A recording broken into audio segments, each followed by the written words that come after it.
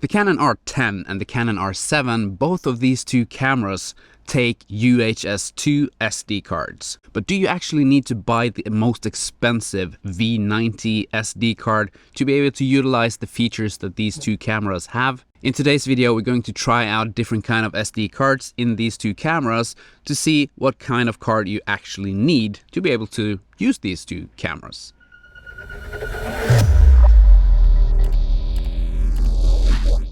If you're new to the camera world and you don't know what kind of different SD cards there is, you can watch this video up here. I made a video a while back and I try and explain what kind of different SD cards there is. I do link that up to the Canon M6 Mark II, but it is relevant for any other kind of camera also. But the basic of it is, memory card has two different kind of speeds. They have one read speed and one write speed. The read speed is how fast can your computer read the files off the memory card, and the write speed is how fast can your camera record files onto the memory card. And when you want to find a memory card for your camera, the most important thing to look at is the write speed. How fast can the SD card write files onto it from your camera? Because when you're filming like I'm doing now, this camera writes the files that I'm filming onto the card in a certain speed, depending on what kind of frame rate and what kind of codecs I'm filming on. Because right now I'm filming in 8-bit 420 IPB codec. That's a codec that doesn't need the fastest card, so I might be able to get away with a V30 card. But if I was filming in 10-bit 422 All-I codec, that's a codec that needs a much faster card, and I would minimum need a V60 to get away with that. If you're a photographer, the speed of the memory card has something to do with how fast can the camera transfer pictures from the internal memory over to the memory card. Every camera has an internal buffer, but depending on what camera you have, you get different kind of size on the internal buffer. But this is what we're going to test today, because today I have a V30 card. This is a UHS-1 card. I also have a V60 card, and this is a UHS-2 card, and we have a V90 card, which is also a UHS-2 SD card. So we're going to see how the R7 and the R10 are going to work with these three different kind of cards. So here I have my Canon EOS R10. On top I have the Atomos Ninja 5. This is so I can record what the camera is seeing, so you're able to see what the camera is seeing. And inside of the camera right now I have the V30 card, which is the slowest card that I have. The whole point of seeing how the SD cards work in photography mode is to see how fast the camera can transfer the photos in the internal buffer of the camera over to the SD card and then be ready to shoot photos again. So now we're going to try out the three different cards, V30, V60 and V90. I have set the Canon EOS R10 and my R7 to only shoot RAW photos. That's because the RAW files are a lot bigger than JPEG files, and therefore we use the longest amount of time to be transferred from the internal buffer of the camera over to the SD card. And I am in high speed continuous mode, so I'm able to just hold down the shutter and the camera will take as many photos as it can take until the buffer is full. And then we're going to measure how long it takes for the camera to empty the buffer and be ready to shoot again. And this is what we're going to do with all the three cards on these two cameras, the V30, the V60 and the V90 on the R10 and the R7. So let's try this out. So let's find a target for our photography test. And let's just hold down the shutter button.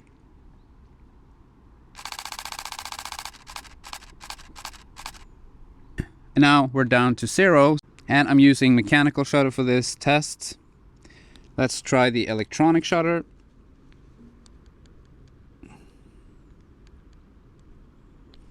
To see if there's any difference in that. Let's try that. Now we're back on 0. And then we're back on 18. This was the V30 card. Let's try out the V60 card and do the same with that. Let's see if we can capture the dog one more time. 1, 2, 3.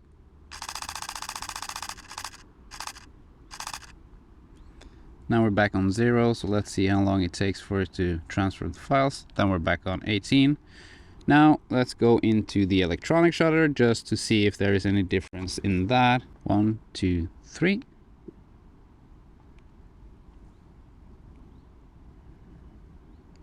So that's the V60 card. Let's see if there's any difference in the V90 card. First, let's try the mechanical shutter. 1, 2, 3.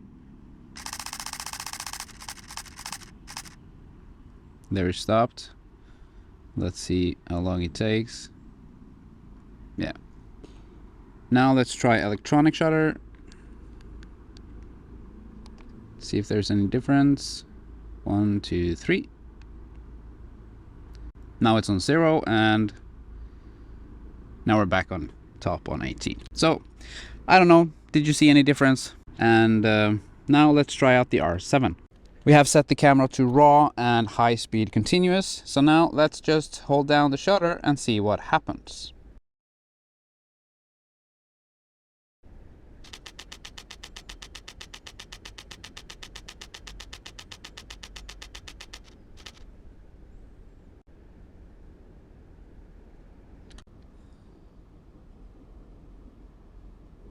Now let's try the electronic shutter.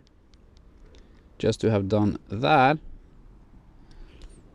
hold down and 1, 2, 3.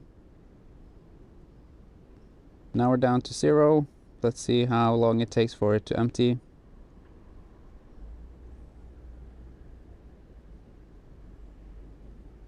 It really does take some time with this camera. There are bigger files and there are a lot more of the files. So there's more information to be transferred to the SD card. Now we have tried this. Let's try the V60 card to see if there's any difference. Now we have the V60 card and let's do the same. 1, 2, 3.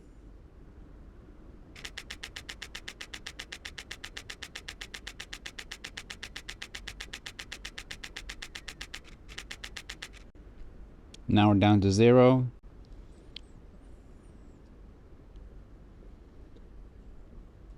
Yeah, so we can see it's better difference already with the V60 card. Let's try the electronic shutter. 1, 2, 3. Now we're down to 0. Let's see how long it takes.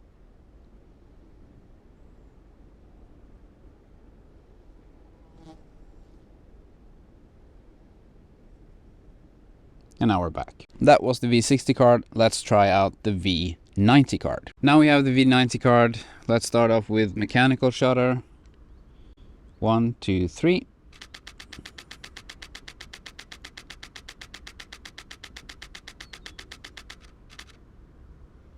Now we're down to 0. Let's see how long it takes for the camera to transfer the files.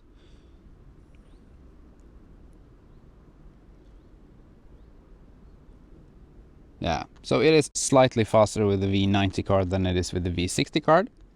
That was the mechanical. Let's try the electronic.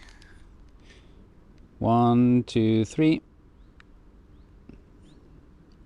Just to see if there is any difference between the mechanical and the electronic shutter.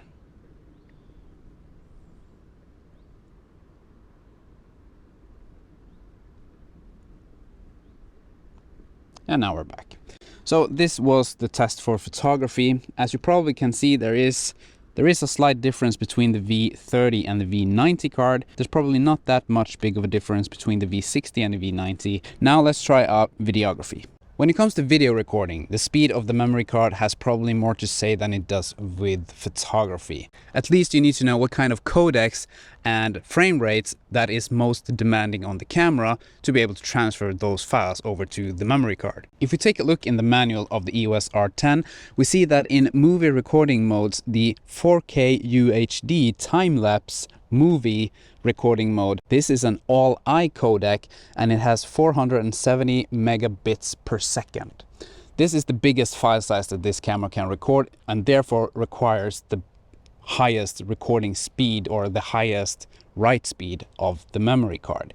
So now we're going to try that mode with the R10 to see if we can use the V30 card or if we need to go up to V60 or if we need to go up to V90 to be able to record in that video mode. Now we have the V30 card inside of the R10 and we are in the movie time-lapse mode. We are recording in 4K and it looks like the V30 card is doing quite a good job of it. So for this movie mode, you are probably able to get away with the V30 card. The second highest megabits per second movie mode is the 50 or 60 frames per second in a 4K crop. And we're going to try that next to see if we are able to use the V30 card there also. Now we're going to try the 4K crop with 50 frames per second, because I am in Norway and we use PAL mode. And as you can see, we are filming and there is no problem filming with the 4K crop in 50 frames per second. So as you can see, for movie recording modes, this camera is able to use the V30 cards. You don't need any higher or more expensive cards than the UHS-1 V30 card. If we take a look at the manual of the R7, we can see that the same goes for the R7 as it did for the R10. The highest megabits per second bitrate is with 4K UHD time-lapse movie mode. And the second highest is 4K 50 or 60 frames per second. So first we're going to try out the 4K time-lapse movie mode as we did with the R10. And we are going to start out with the V30 card. And if it works with the V30 card, both in movie time-lapse mode and in 4K 60 and 50 frames per second, we don't need to test the V60 and V90 cards. We know that the camera is able to use the V30 card, so it will be able to use the other two cards also. So let's try that out now. Now we are doing the same with the V30 card and it works. So let's just make this, take the whole loop and make the whole time-lapse movie video, and then let's try the 4K 50 frames per second video mode. And if this works, you don't need any other card than a V30 card in either of these two cameras. And now we are recording in 4K 50 frames per second, and as it looks, this works just fine.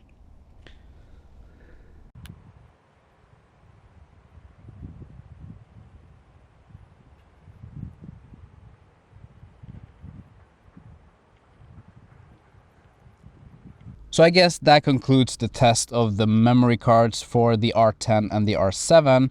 As my test shows, you're able to use the cheapest UHS-1 V30 card in every mode in each camera. The only difference is in photography mode, then the V90 card is able to read the files faster from the internal buffer of the camera, but for video, you're probably able to use every mode there is in both of these two cameras with the V30 card. At least that's what my tests are showing. So I hope you got something out of this video. If you did, please hit that like button, subscribe if you haven't done that already, and maybe I will see you in another video.